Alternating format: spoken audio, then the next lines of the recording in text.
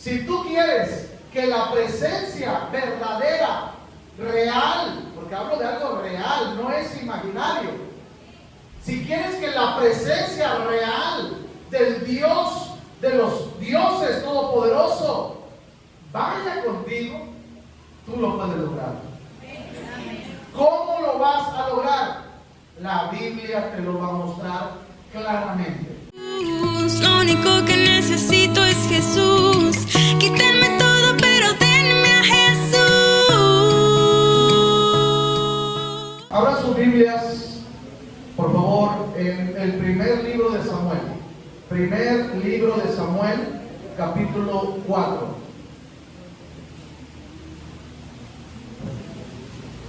Bueno, vamos a esperar a que todos lo tengan, porque vamos a estudiar la palabra del Señor. Hermanos, miren, hoy les tengo dos muy buenas noticias, pero demasiado buenas noticias, que si pones atención a la palabra, al último te las voy a decir, ¿sí? Y vas a poder llevarte esas dos palabras hechas realidad a partir de hoy en tu vida, si acaso tú lo puedes creer, porque todo lo de Dios se recibe por fe. Amén. El tema de hoy se llama Icabod, sin gloria. El nombre Icabod significa sin gloria. Ahorita lo va a ver usted en la Biblia, ¿sí? Y vamos a hablar acerca de la presencia de Dios. Yo no sé si usted tiene claro lo que es la presencia de Dios, pero yo sí lo tengo muy claro. Algunas personas, desgraciadamente, no alcanzan a entender lo que es o lo que representa la presencia de Dios. La misma traducción de las palabras presencia de Dios, creo que se entiende claramente en nuestro idioma, que es cuando Dios está presente en la vida de una persona. ¿Cómo podremos lograr eso? Miren, cuando Dios tiene su presencia en algún lugar o en alguna persona, ahí se manifiesta su gloria. Por eso ahorita que cantábamos, que se llene tu casa con tu gloria. ¿Te acuerdas? Pues para que la gloria de Dios se llene en esta casa, se requiere que la presencia de Dios esté en esta casa. Pero ¿cómo lo lograremos? Eso es lo que vamos a aprender el día de hoy. Si tú quieres que la presencia verdadera, real, porque hablo de algo real, no es imaginario. Si quieres que la presencia real del Dios, de los dioses todopoderoso, vaya contigo, tú lo puedes lograr. ¿Cómo lo vas a lograr? La Biblia te lo va a mostrar claramente. Pero primeramente vamos a estudiar cómo algunas personas no entendieron la presencia de Dios. Y por no entender la presencia de Dios, no pudieron disfrutar de eso. ¿Por qué? Miren, cuando la presencia de Dios está contigo y tú te sientes perdido, Dios te muestra la dirección correcta. Cuando la presencia de Dios va contigo y tú te sientes enferma o enfermo, Dios te inyecta fe a través de su presencia en la palabra. Cuando tú te sientes como que te estás desanimando, pero la presencia está contigo, Dios te vuelve a levantar otra vez tu ánimo. No ocupas que vaya alguien, no, es Dios quien lo hace. Cuando tú no sabes cómo solucionar tus problemas y estás en un grave problema que no sabes cómo arreglarlo, la presencia de Dios te va a dirigir a cómo lo vas a solucionar. ¿Te das cuenta cómo es tan importante la presencia de Dios? Porque con la presencia de Él, las cosas se ven claras. Con la presencia de Él, las cosas se ven fáciles. Porque es Dios quien te hace verlas de esa manera. Por eso es tan importante que la presencia esté contigo. ¿Tú quieres la presencia de Dios? Yo la quiero todos los días de mi vida. Todos los días de mi vida. Quiero que la presencia de Él vaya conmigo. ¿Cómo le haré? Vamos a la palabra. Primer libro de Samuel, capítulo 4. Cuando lo tenga me dice, por favor. ¿Ya lo tienen? Dice la bendita palabra. Y Samuel habló a todo Israel. Por aquel tiempo salió Israel a encontrar batalla a los filisteos y acampó junto a Ebenezer, y los filisteos acamparon en Afec. Y los filisteos presentaron batalla a Israel. Y trabándose el combate, Israel, ¿qué, hermanos? ¿Cómo que Israel fue vencido? Si el pueblo de Dios siempre debe ganar. Pues aquí fue vencido. Delante de los filisteos, los cuales hirieron en la batalla, en el campo, como a ¿cuántos? 4,000 hombres. Cuando volvió el pueblo al campamento, los ancianos de Israel dijeron: ¿por qué nos ha herido hoy Jehová delante de los filisteos? Espérate, observa la pregunta. ¿Por qué nos ha herido Jehová hoy? Ellos estaban perdiendo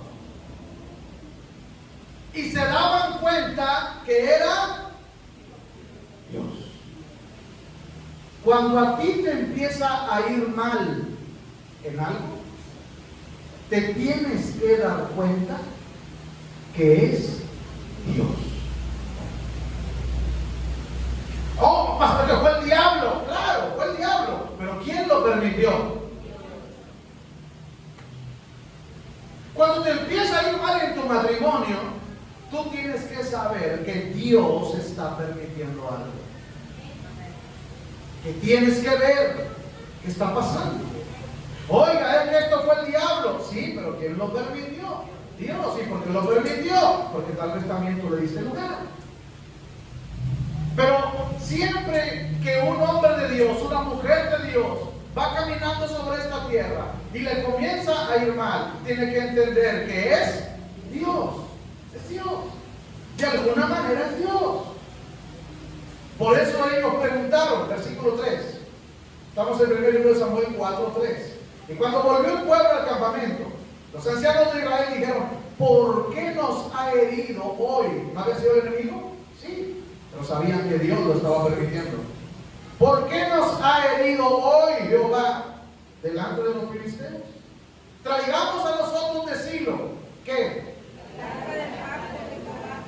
No sé si usted sepa lo que es el arca del pacto, pero se lo voy a decir algo sencillito. El arca del pacto era una caja de madera forrada de oro y simbolizaba o representaba la presencia, o sea, donde estuviera el arca, ahí estaba la presencia de Dios. Era una caja, era el Antiguo Testamento, ahorita ya no existe, pero era el Antiguo Pacto. Entonces, donde tú mirabas la caja, que era el arca de Jehová, así forrada de oro, tú decías: ahí está la presencia de Dios. Porque el arca representaba la presencia de Dios. ¿Me expliqué? Muy bien, así sencillo. Eso era el arca, ¿sí? Entonces, dice aquí en el versículo 3 todavía, otra vez desde el principio. Cuando volvió el pueblo al campamento, los ancianos de Israel dijeron: ¿por qué nos ha herido hoy Jehová delante de los filisteos? Traigamos a nosotros de Silo el arca del pacto de Jehová, para que viniendo entre nosotros nos salve de la mano de quién.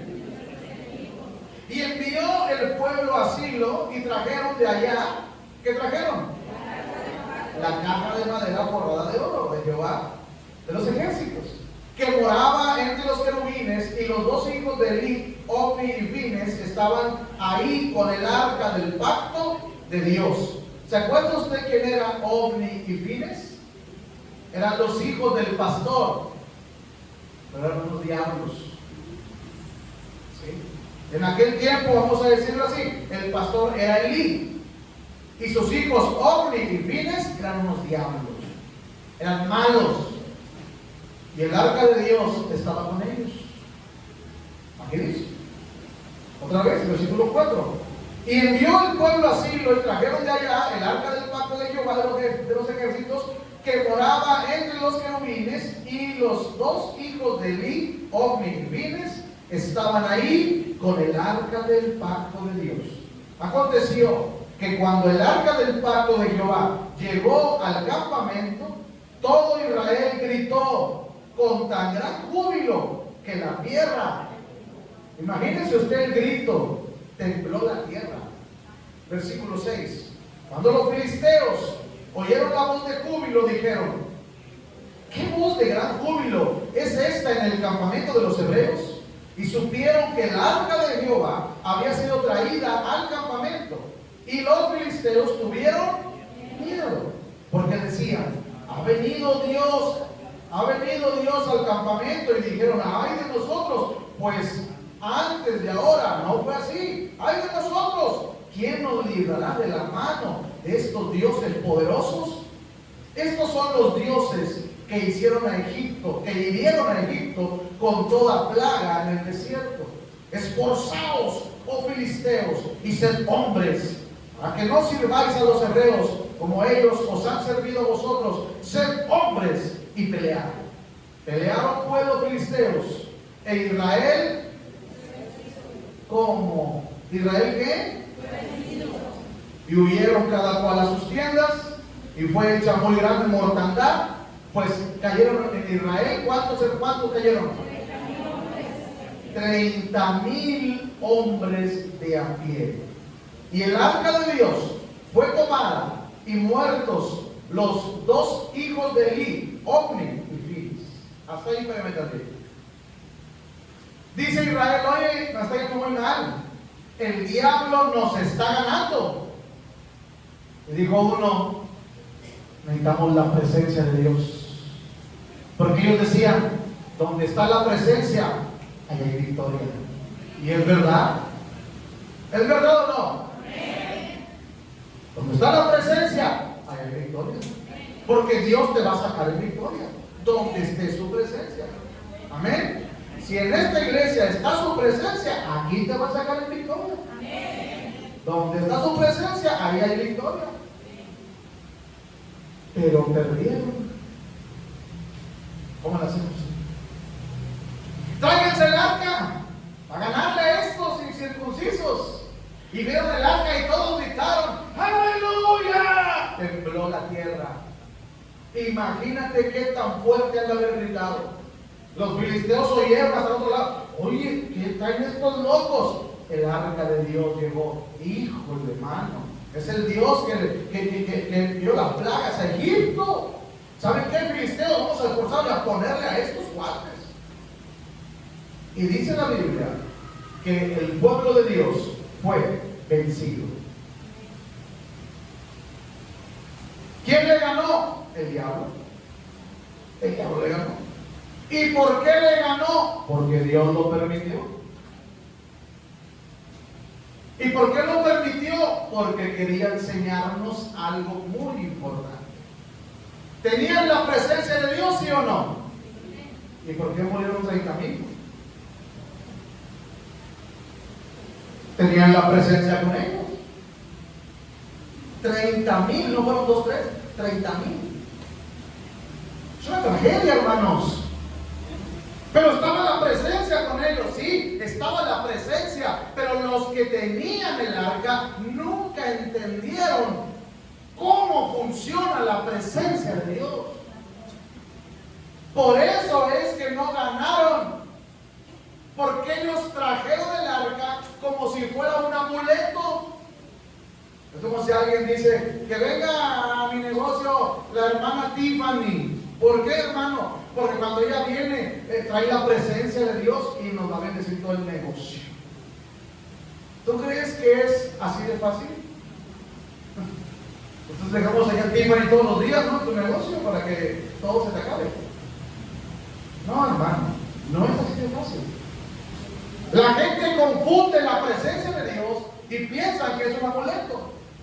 ¿No has oído en algunas iglesias? Venga y reciba la presencia de Dios. Como si estuviera en promoción, en oferta. O sea, la gente no sabe ni qué rollo con la presencia. Pero hoy tú sí lo vas a entender. Porque la Biblia te lo va a enseñar. ¿Qué es la presencia de Dios y para qué nos va a ayudar? Para todo nos va a ayudar, para todo. Sobre todo para sacarnos en victoria siempre, hermano. Siempre. Pero el problema es que en ese momento el pueblo fue vencido por el diablo. El diablo te quiere vencer. ¿Para qué? Para que estés triste. Para que te desanimes, para que ya no creas en Jesús, para que ya no vayas a la iglesia, para que le dejes de hablar a los hermanos. Pero gloria a Dios por el Espíritu Santo. Amén. Sigan leyendo versículo 12. Primer libro de Samuel 4:12. Y corriendo de la batalla, un hombre de Benjamín llegó el mismo día a Silo, rotos sus vestidos y tierra sobre su cabeza. Eso significa luto. Y cuando llegó, he aquí que Elí, el pastor, estaba sentado en una silla, vigilando junto al camino, porque su corazón estaba temblando por causa del arca de Jehová, de Dios. Llegado pues aquel hombre a la ciudad, y dadas las nuevas, toda la ciudad gritó. Cuando Elí oyó el estruendo de la gritería, dijo: ¿qué estruendo de alboroto es este? Y aquel hombre vino a prisa y dio las nuevas a Elí. Era ya Elí de edad, ¿de cuántos? De 98 años. Y sus ojos se habían oscurecido, de modo que no podía ver, estaba ciego. Dijo pues aquel hombre a Elí: yo vengo de la batalla, he escapado hoy del combate. Y Elí dijo: ¿qué ha acontecido, hijo mío? Y el mensajero respondió diciendo: Israel huyó delante de los filisteos, también fue hecha gran mortandad en el pueblo, y también tus hijos, Ofni y Fines, fueron muertos, y el arca de Dios ha sido tomada. Y aconteció que cuando él hizo mención del arca de Dios, Elí cayó hacia atrás de la silla, al lado de la puerta, y se desnucó y murió, porque era hombre viejo y pesado, y había juzgado a Israel 40 años. Y su nuera, la mujer de Fines, que estaba encinta, cercana al alumbramiento, oyendo el rumor que el arca de Dios había sido tomada, y muertos su suegro y su marido, se inclinó y dio a luz, porque le sobrevivieron sus dolores de repente. Y al mismo tiempo que moría, le decían las que estaban junto a ella: no tengas temor, porque ha dado a luz un hijo. Mas ella no respondió, ni se dio por entendida, y llamó al niño y cavó sin gloria. Es el nombre de nuestra predicación hoy, diciendo: traspasada en la gloria de Israel, por haber sido tomada el arca de Dios, y por la muerte de su suegro y de su marido. Dijo pues: traspasada en la gloria de Israel, porque ha sido tomada el arca de Dios. Nace el bebé de un muerto, porque había fallecido el papá, juntamente con su abuelo del niño, y le ponen, también la mamá falleció en ese momento, terribles tragedias, y le ponen Icabod, sin gloria, quiere decir sin presencia de Dios, como diciendo: se ha ido la presencia de Dios. Y en verdad sí. Cuando te pasa tragedia tras tragedia tras tragedia, pregúntale si no se ha ido la gloria de Dios de tu vida. Pregúntale si en verdad la presencia de Dios ya no está contigo. Porque esto es real, hermano. La presencia de Dios es real. La presencia de Dios es real. Y esta mujer le pone a su hijo Icabod, ya muriendo la mujer, y murió, falleció, diciendo: nos han quitado la gloria, nos han quitado lo mejor que tenemos, que es la presencia de Dios. ¿Y quién se la había llevado, hermanos? Los filisteos, los enemigos. La vieron en la caja cuadrada, forrada de oro, dijeron, vámonos, esta es la presencia del Dios de los israelitas, vamos a llevárnosla. Y se la llevaron a su templo, porque ellos tenían un templo. Acuérdense que eran filisteos, eran gente del diablo, hermano. Adoraban ídolos, adoraban a un Dios que se llamaba Dagón. Dagón era un Dios que la mitad era pescado y la mitad era hombre, ¿sí? El Dios Dagón. Ellos adoraban a ese Dios. Entonces, mira lo que pasó. Nos quedamos en el capítulo 5, versículo 1 al 8. Dice, cuando los filisteos capturaron el arca de Dios, la llevaron desde Ebenezer a Asdod. Asdod es una ciudad filistea. Y tomaron los filisteos el arca de Dios y la metieron ¿dónde? Y la pusieron junto a quién. Y cuando al siguiente día los de Asdod se levantaron de mañana, he aquí Dagón postrado en tierra delante del arca de Jehová, y tomaron a Dagón y lo volvieron a su lugar. Y volviéndose a levantar de mañana, el siguiente día, he aquí que Dagón había caído postrado en tierra delante del arca de Jehová, y la cabeza de Dagón y las dos palmas de sus manos estaban cortadas sobre el umbral, y habiéndole quedado a Dagón el tronco solamente. Por esta causa los sacerdotes de Dagón y todos los que entran en el templo de Dagón no pisan el umbral de Dagón en Asdod hasta hoy. Y se agravó la mano de Jehová sobre los de Asdod y los destruyó y los hirió con tumores. La versión antigua no dice tumores, dice hemorroides, almorranas. Así que dice la Biblia que Dios los destruyó y los hirió, que sí que los enfermó, con tumores en Asdod y en todo su territorio. Y viendo esto los de Asdod dijeron, no quede con nosotros el arca de Dios de Israel, porque su mano es dura sobre nosotros y sobre nuestro Dios Dagón. Convocaron pues a todos los príncipes de los filisteos y les dijeron, ¿qué haremos del arca del Dios de Israel? Ellos respondieron, pasen el arca del Dios de Israel acá. Y pasaron allá el arca del Dios de Israel. Pero seguir el 8.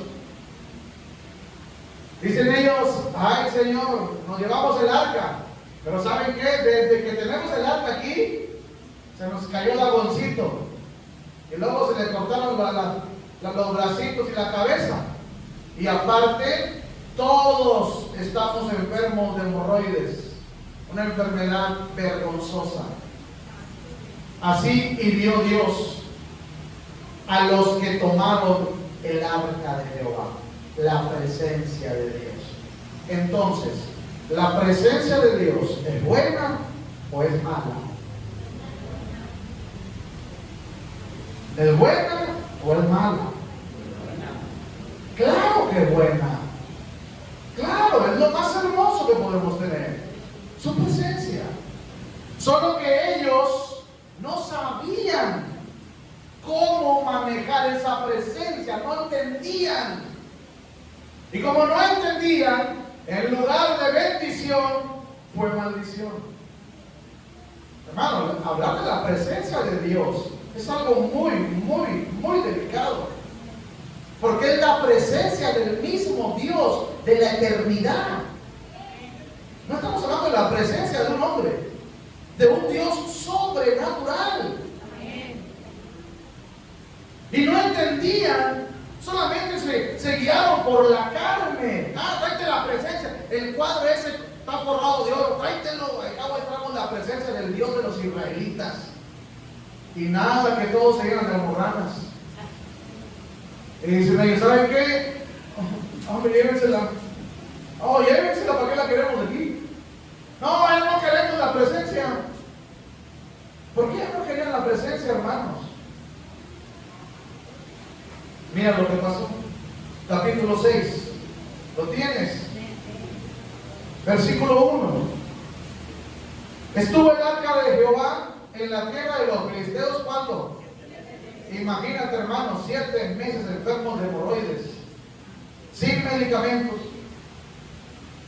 Entonces los filisteos, llamando a los sacerdotes y adivinos, le preguntaron: ¿qué haremos del arca de Jehová?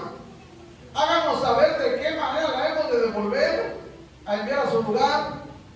Ellos dijeron: si enviáis el arca del Dios de Israel, no la enviéis vacía, sino pagadle la expiación. Entonces seréis sanos y conoceréis por qué se apartó de ustedes su mano. Fíjense ahí, le dicen los sabios: ¿qué van a hacer? Vamos a regresar al arca, ya no la aguantamos. Desde que llegó aquí a Asdod, todos traemos hemorroides, hasta las señoras, todos estamos infectados de ese mugrero.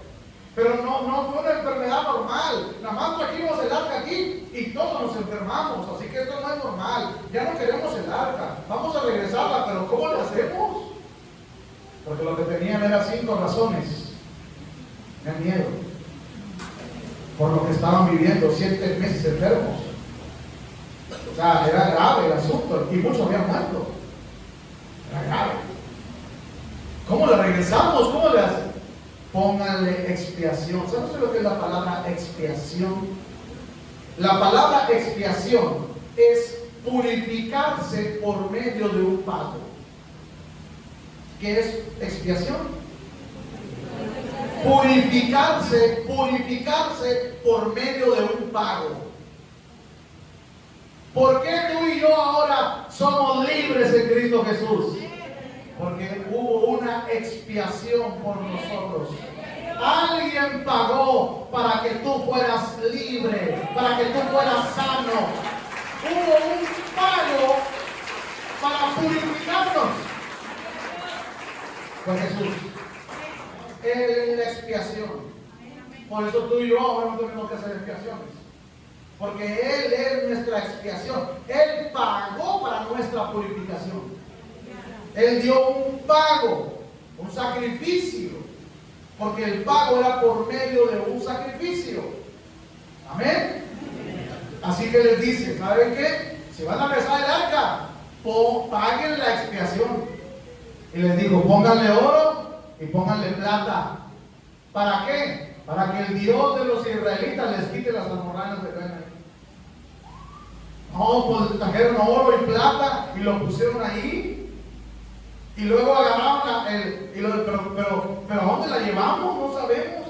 Mira, dijo uno sabio: vamos a amarrar unas vacas y se las amarramos a la caja esa, a la presencia de Dios. Le amarramos unas vacas y para donde se vayan las vacas, pues para allá que se vaya la presencia de Dios. Pero ya la queremos aquí. Ya la querían la presencia de Dios. Agarraron las vacas, hermano, las amarraron al arca. Y órale, cuando se vayan las vacas.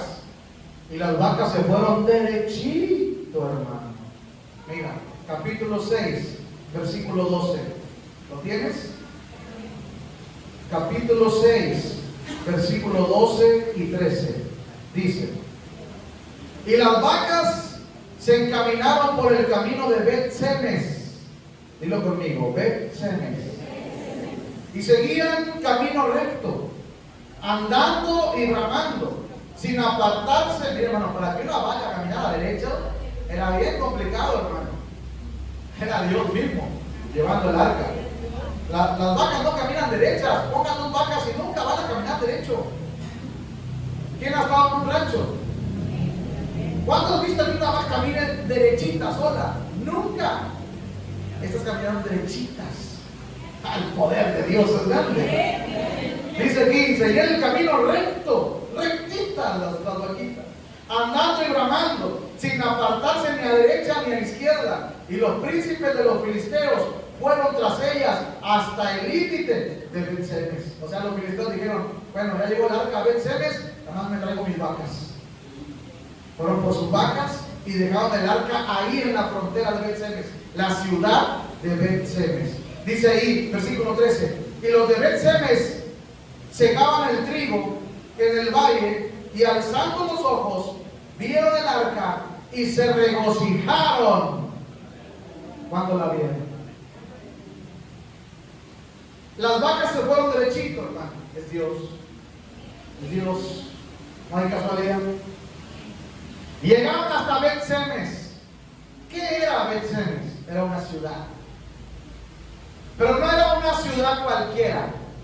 Bet-Semes era una ciudad, escuche, donde vivían puros levitas. ¿Sabe usted lo que son los levitas? Son los sacerdotes de la iglesia. Bet-Semes era una ciudad donde la mayor parte de la ciudad todos eran levitas, o sea, sacerdotes, pastores, para que me entienda.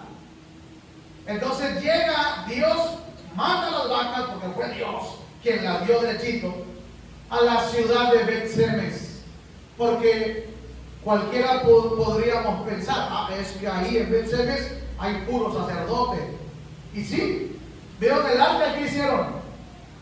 ¿Qué dice ahí? Se regocijaron. ¿Por qué se regocijaron? Porque ellos conocían el arca, porque eran sacerdotes de Dios. La vieron y dijeron, aleluya, gloria a Dios, su presencia viene para nosotros, aleluya. ¿Cómo no te vas a alegrar si te dice alguien, la presencia de Dios va para tu casa? No, aleluya. Cuando llega la presencia sanan, hombre, cuando llega la presencia hasta los perros caminan derechos. No, la presencia de Dios es tremendo, hermano. A la presencia, entonces los sacerdotes la vieron larga y aleluya, la presencia de Jehová ha llegado hasta nosotros. Se regocijaron los sacerdotes de Dios porque les llegó la presencia de Dios. Los filisteos, ¿qué dijeron? Los filisteos, no, nosotros no la queremos, ponen puras hemorroides, ¿no?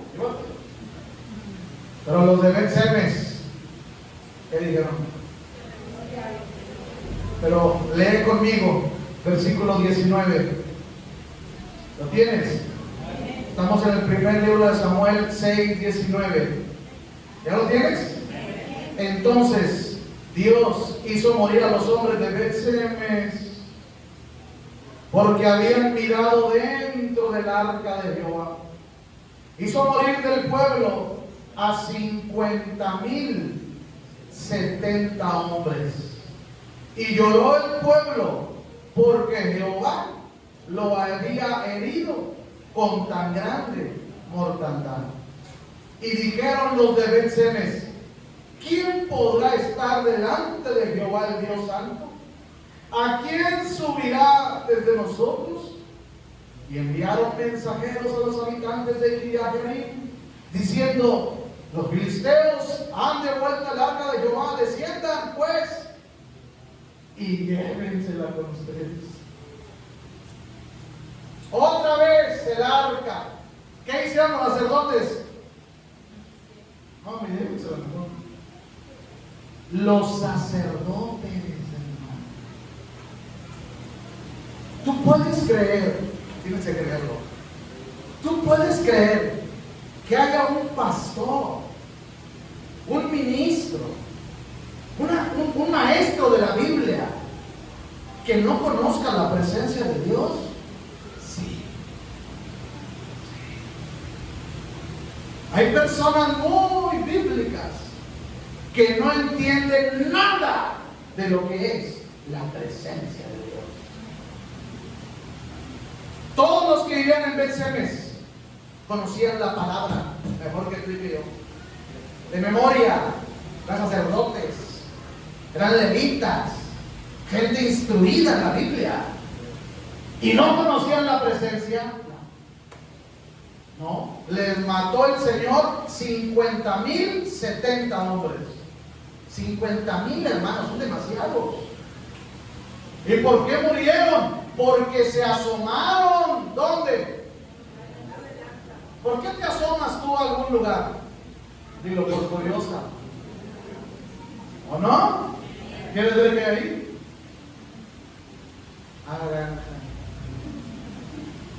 ¿O no?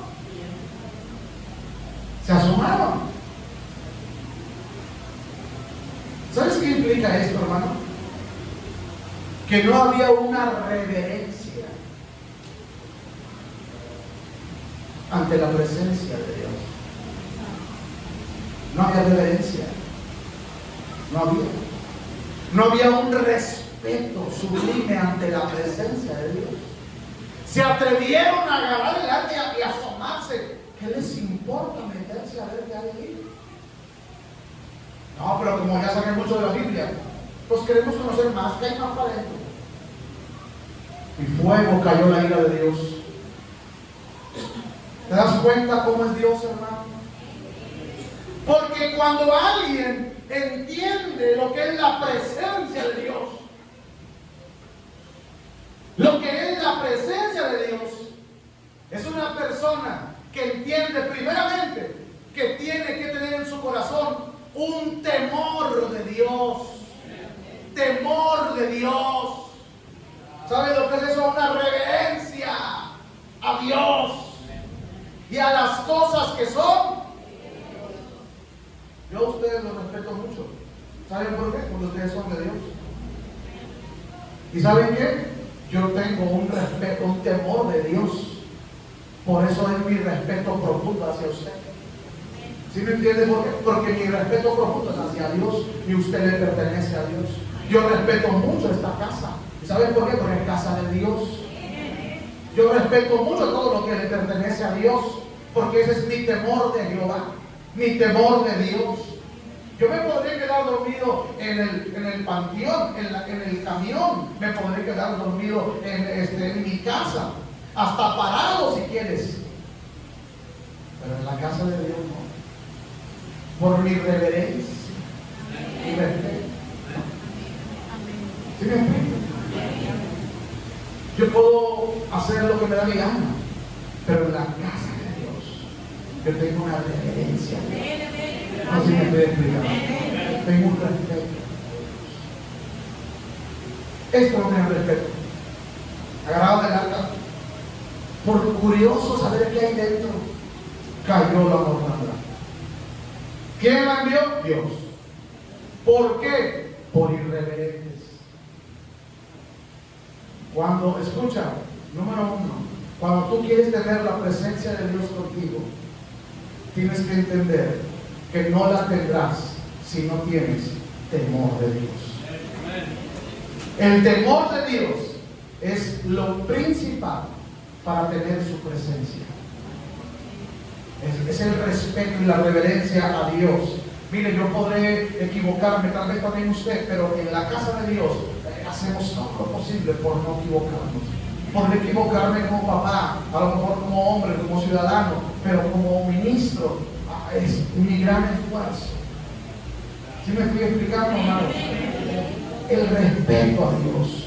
Este pueblo eran sacerdotes, conocían la Biblia, ¿sí o no? Pero no tenían la presencia de Dios. ¿Podrá haber gente que conoce la Biblia sin la presencia? Sí, un chorro. ¿Podrá haber pastores que predican en las iglesias sin la presencia? Sí, un chorro. Eso no quiere decir nada, hermano. Que yo conozca la Biblia no quiere decir que tenga la presencia, porque es muy diferente. Pastor, pero ¿cómo vamos a tener la presencia? Hoy te lo vas a ver en la Biblia. Dios te va a decir cómo. Te va a dar la victoria y te va a sacar dos cosas que te va a dar el día de hoy. ¿Te acuerdas? ¿No te olvidas? Dos cosas. Aleluya, gloria a Dios. A Dios, hermano, le importa más algunas cosas que otras. Te voy a explicar. ¿Tú crees que a Dios le preocupa mi ministerio? ¿Crees que Él diga en el cielo: ay, si mi hijo Víctor no es pastor, ¿cómo le voy a hacer? ¿Tú crees que se preocupa? Dios, si Él quiere, en un día puede evangelizar a todo el mundo sin mí y sin ti. ¿O no? En un día lo puede hacer. Hermanos, Él no nos necesita. Tiene todo el poder para hacer lo que Él quiera. A Dios no le importa cuántas iglesias pongas. A Dios le interesa tu corazón.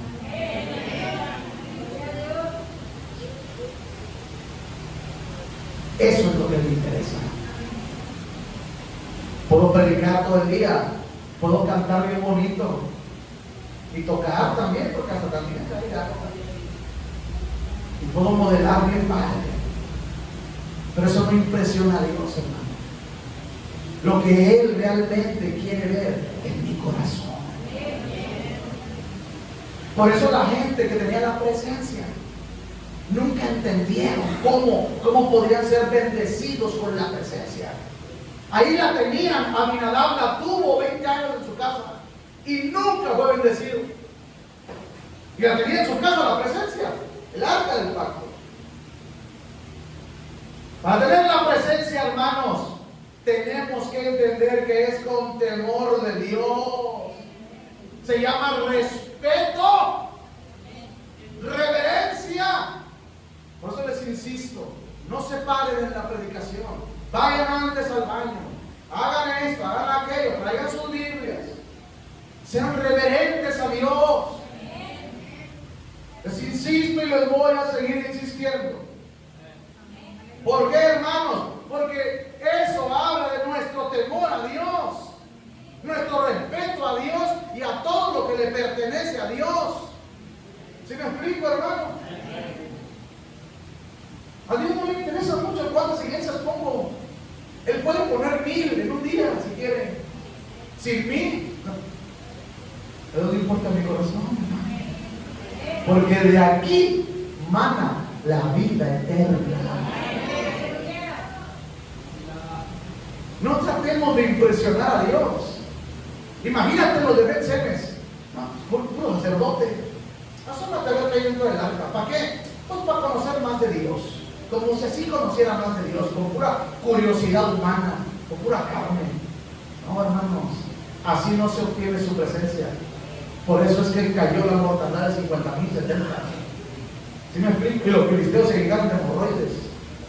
¿Por qué? Porque no entendían cómo sacar provecho a esa presencia de Dios, que es para darnos victorias, que es para sanarte, que es para darte ánimo, que es para llevarte en victoria, es para no dejarte caer. La presencia contigo te va a hacer que hasta tus enemigos se vuelvan en paz contigo. No, la presencia es fundamental en nosotros. Pero ¿cómo le hacemos? Es mala, no es buena.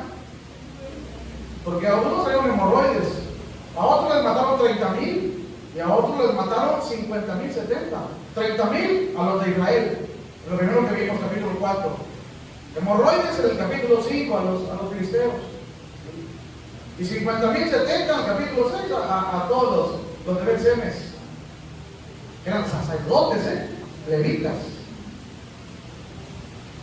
¿Cómo debemos nosotros, mis amados, para tener esa presencia? Es con humildad. ¿Cómo? Humildad. Es con humildad. Es con sencillez. Es cuando dice, Dios mío, soy un pecador. Ahí empieza a descender la presencia. Y el que está hablando con el corazón empieza a llorar y no puede detener el lloro. Está la presencia. Está descendiendo del mismo Dios de Israel. Algo dice gloria a Dios. Gracias por fuerte de esa frase.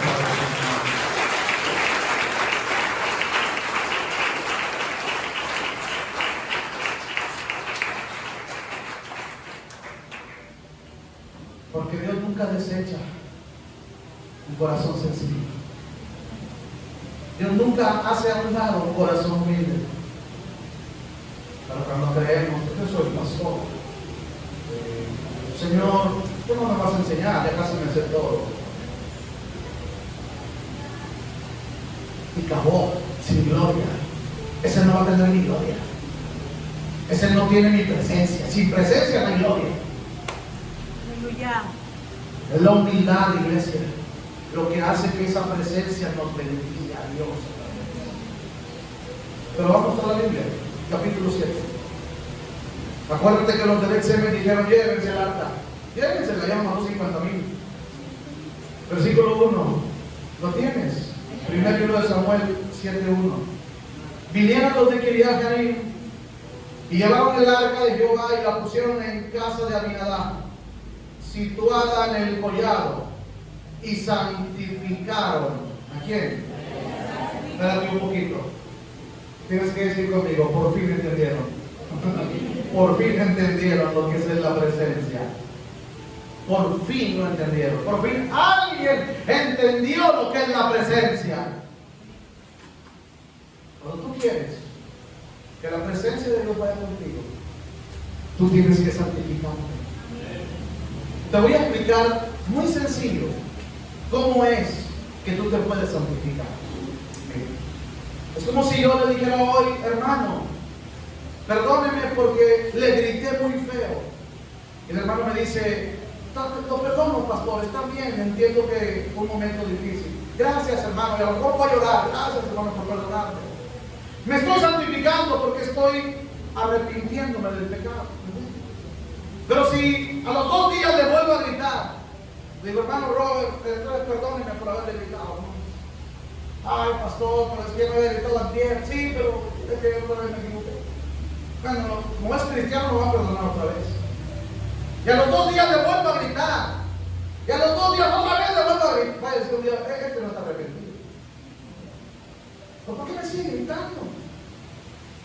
Si yo no le dejo de gritar a él, yo no me santifico. Santificarse es apartarse del pecado. Dígame. Santificarse es apartarse del pecado. Y lo que dice aquí: para que la presencia comenzara a fluir, hay que santificarnos. Apartarnos del pecado. Es que, pastor, cada que paso por ahí, vienen los malos pensamientos. ¿Y por qué pasan por ahí? Porque no pasas, le das la vuelta por otro lado. No, porque tú quieres pasar por ahí. Para ver qué. ¿Sí me entiendes? Y luego usted dice: ¿por qué no tengo la presencia de Dios conmigo por nada? ¿Por qué no estará contigo, cariño?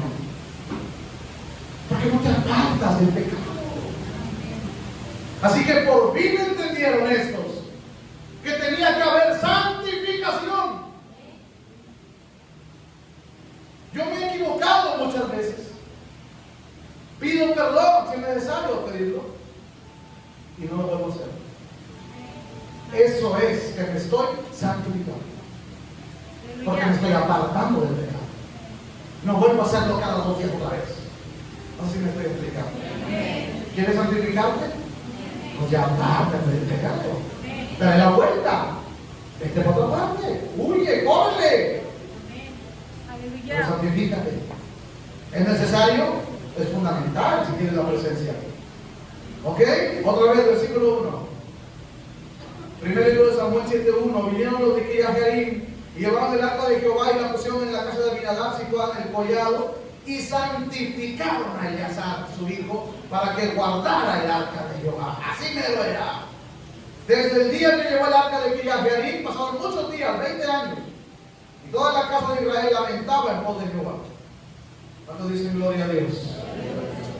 Ahí estaba el arca. No había milagros, porque estaba en puro lamento, pura tristeza. Dios no se mueve donde hay lamento y tristeza. Dios se mueve donde hay gozo, alegría y fe. Después de la palo cristiano y lamentando, ahí no se mueve Dios para nada.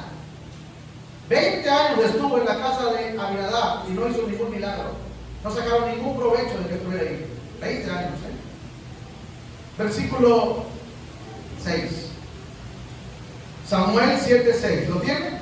Y se reunieron en Mizpa y sacaron agua y la derramaron delante de Jehová y ayunaron. Otro acto espiritual. Aquel día. Y dijeron ahí: contra Jehová hemos pecado. Y juzgó Samuel a los hijos de Israel en Mizpa. Cuando oyeron los filisteos que los hijos de Israel estaban reunidos en Mizpa, dijeron: bueno, subieron los príncipes de los filisteos contra Israel Y al oír esto, los hijos de Israel tuvieron temor de los filisteos. Entonces dijeron los filisteos de Israel a Samuel, ¿qué le dijeron? ¿Qué le dijeron? Samuel, vamos a ir a pelear, pero tú no dejes de orar. La oración. Mañana hay oración en damas y en varones.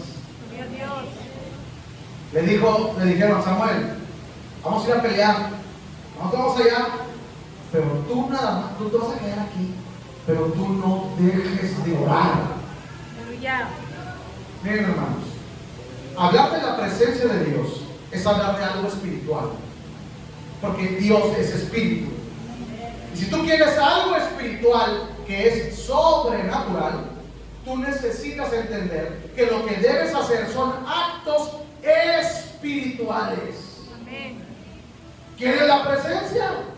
Haz acciones espirituales. Amén. ¿Como cuáles? La santificación.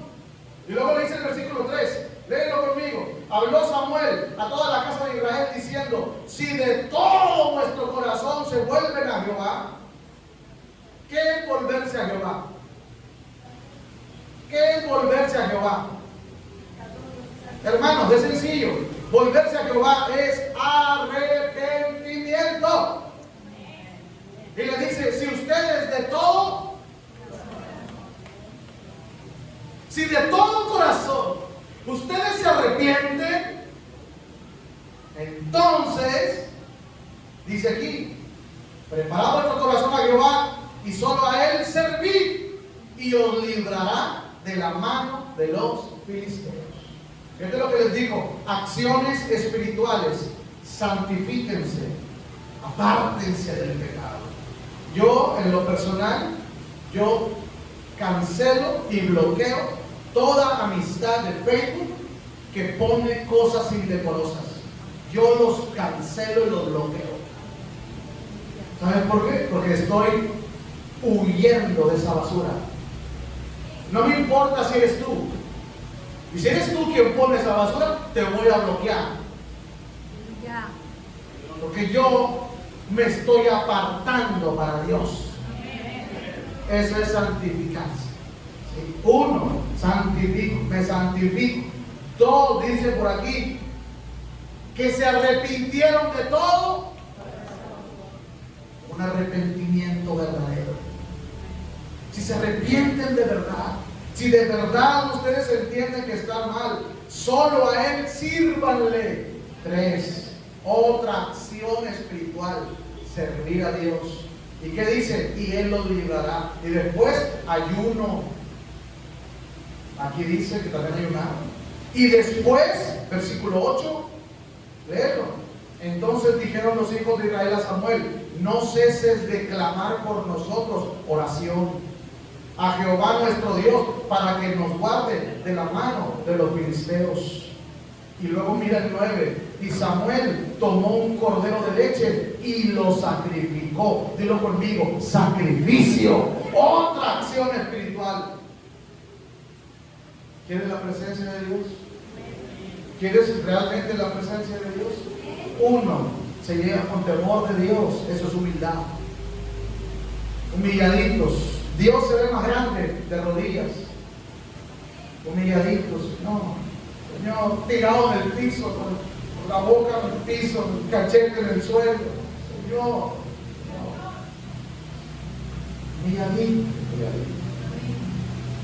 Santificándote, arrepintiéndote de todo corazón. Ahí lo dice: de todo corazón. Y dice: y pregonando acciones espirituales como el ayuno, cuando te dirige el Espíritu Santo, y la oración y el sacrificio. En la mañana yo estaba pensando en esto, y venía a mi corazón algo que yo siento como que Dios me lo decía. Ahorita se lo voy a decir, porque tal vez sea para alguien de ustedes que está aquí. No lo sé, pero te lo voy a decir como quiera. Sí, porque yo lo percibía como que era Dios, ¿verdad? Y se los quiero decir. No sin antes leer el versículo 10. Y aconteció que mientras Samuel sacrificaba el holocausto, los filisteos llegaron para pelear con los hijos de Israel. Mas Jehová tronó, aleluya, aquel día con gran estruendo sobre los filisteos y los atemorizó y fueron vencidos delante de Israel. Por fin llegó la victoria. ¿Sabes cuándo? Cuando tuvieron la presencia de Dios. Te voy a decir una cosa, ya la habían perdido. ¿Qué habían perdido? La presencia. Por eso estaban perdiendo. Hermano, cuando tú estás pierdes y pierdes y pierdes y pierdes, pregúntate, Señor, ¿verdad que tu presencia no va conmigo?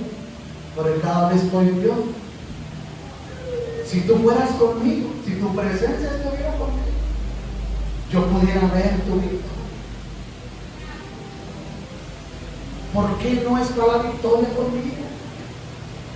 Porque no está la presencia. ¿Y por qué no está? Porque no has provocado que esa presencia, esa gloria de Dios camine contigo. ¿Cómo se hace, pastor? Humillándote ante Dios.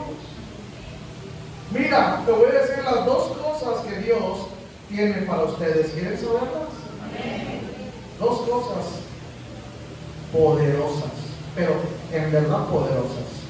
Versículo 13 y 14. ¿Lo tienes? Dice: y cuando llegó, he aquí que estoy en el capítulo 7, ¿verdad?